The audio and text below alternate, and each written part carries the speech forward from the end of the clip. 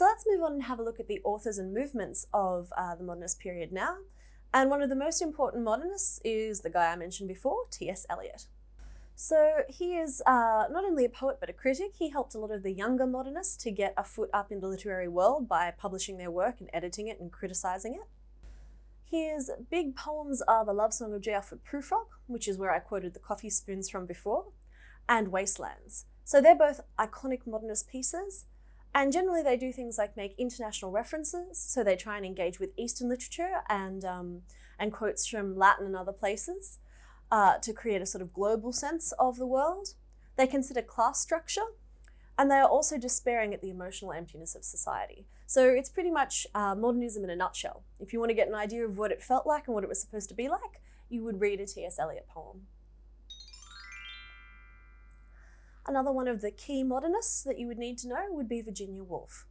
So she's an essayist, a novelist, a distinguished lecturer, and again, a key literary figure of the 20th century. So she's famous for the personal essay, A Room of One's Own, in which she talks about giving lectures at Oxford and Cambridge, sort of the big established universities, and how they treated women, which was generally not very good. And she comes up with the idea that basically, if you want a woman to be a good artist, you need to give her economic liberation. So they have to have money and a room of their own if they're going to write good works. She also wrote Orlando, which is again a very interesting tale on the syllabus. Basically, it's about a young boy who starts off living in the 1500s in England, and he lives for 400 years, and at around the 200 mark, he turns into a woman. And so he experiences a huge section of Western literature and history from both the male and female gender perspectives. And you've also got Mrs Dalloway, which is probably more like a snapshot of modernist life through the perspective of an upper-class housewife who's throwing a party. So she really considers a lot about gender politics and lack of freedom for women, but she also understands the pressures of modernist life, and also quite a lot touches on the desire for death and suicide. Woolf committed suicide herself by drowning after severe depression, so she actually ended up probably experiencing the brunt of a lot of the sort of pressures she was talking about. Another important modernist to know is Leo Tolstoy. While I would recommend you read T.S. Eliot and Virginia Woolf, you might find Leo Tolstoy a little bit hard to get through. He's a Russian novelist, philosopher, and a pacifist Christian anarchist. So that might seem like a weird combination, but basically what we mean is that Tolstoy wasn't particularly happy with the way that Russian government was being run. He wrote very long, seriously toned masterpieces, such as War and Peace and Anna Karenina, and while I would encourage you to read about them, reading them themselves might be a bit of a challenge, but they are considered the peak of realist fiction. And realist fiction is really what we continue to write in postmodernism. So a lot of that debt is owed to Leo Tolstoy. So you should at least know who he is. Someone you definitely should read is Aldous Huxley. He's one of the two great influential dystopian writers, by which we mean the people who imagine a future which is fairly bleak or like the worst possible scenario.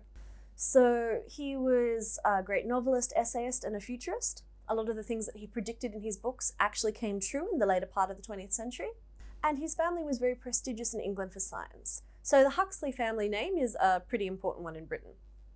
He is most famous for his novel, A Brave New World, which is a science fiction novel which examines the power of the individual versus society.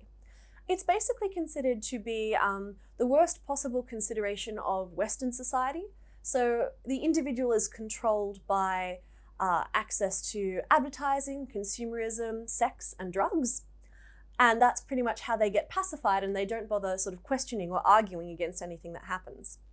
So some people would say that Huxley's view of the Western world did in fact come to pass. So he is counterpoised with George Orwell, the other great dystopian writer, essayist and critic. Orwell's actually a democratic socialist. So if you find teachers in class telling you that Animal Farm is proof that Orwell hated communists, just be a bit aware of that because he himself was actually a socialist. Famous for his political satire Animal Farm, which is basically a retelling of the Russian Revolution of 1905, but with the use of barnyard animals, so it's all a little bit easier to understand. And 1984, a futuristic novel where thought police control the public and the language through newspeak. That second novel is kind of the one that's counterpoised with A Brave New World. So 1984 is supposed to be a summation of the worst possible future for Eastern society. So George Orwell, you have like the Orwellian future and the Huxleyan future, and some people will say that both those bad futures came to pass in the East and the West. But both of the books are definitely ones that you should think about reading. So we have to have a look at some Americans, and F. Scott Fitzgerald is supposed to be one of the big American writers. So he was the person who coined the phrase the Jazz Age, and he lived through it. He wrote novels as well as scripts for Hollywood and for magazines, basically due to financial pressure. So he had a lot of trouble keeping up with the bills, basically. So he really only produced 4 novels, only one of which is really highly prized. So that novel is The Great Gatsby, which represents the lack of depth of 20s culture. We already talked about it being pretty much about getting drunk. Fitzgerald and other expat Americans, people like Hemingway, defined American literature. So when Americans talk about when they really had literature of their own, they often start by talking about Fitzgerald. Another good thing about The Great Gatsby is it's actually very easy to read, so it's probably a good one to start on with yourself. So now we're going to look at movements of modernism. One of the important ones we mentioned earlier is Dada. So Dada was very much a sort of, it started pre-World War I, but it really gained momentum after World War I. And basically the idea behind it is, if art reflects culture, and culture is dead, then art is dead. So that is the premise. Therefore, they represent Dada with mindless repetitions, nonsense, and collages of modern iconic images. So they're not really trying to make art anymore, they're kind of trying to make the debris or the trash left over from art. That's the idea. It also included demonstrations, loud readings, passionate criticism of art, politics, and culture. So they had their own literature books and underground clubs and all that kind of stuff as well. Another one which you've probably seen before is Cubism. And the idea behind Cubism isn't just to make things look really weird.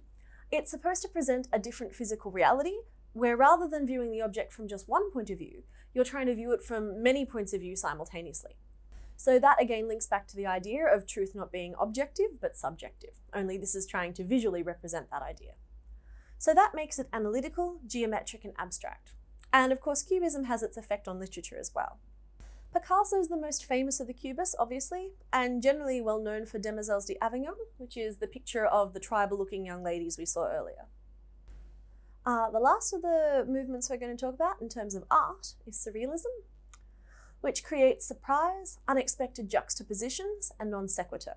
And modernist art and postmodernist art that comes after it tends to emulate all of this as well. So it attempts to be subjective. The idea behind Surrealism is, if you just let your mind wander and you don't try and control it with logical, reasonable thought, where will it go? That's the concept. So that's what they're trying to show in terms of Surrealism here.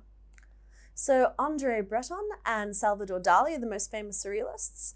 And of course, this picture here is from Dali, which is the persistence of memory, but it's more colloquially known as the melting clocks picture. So you've probably seen that before.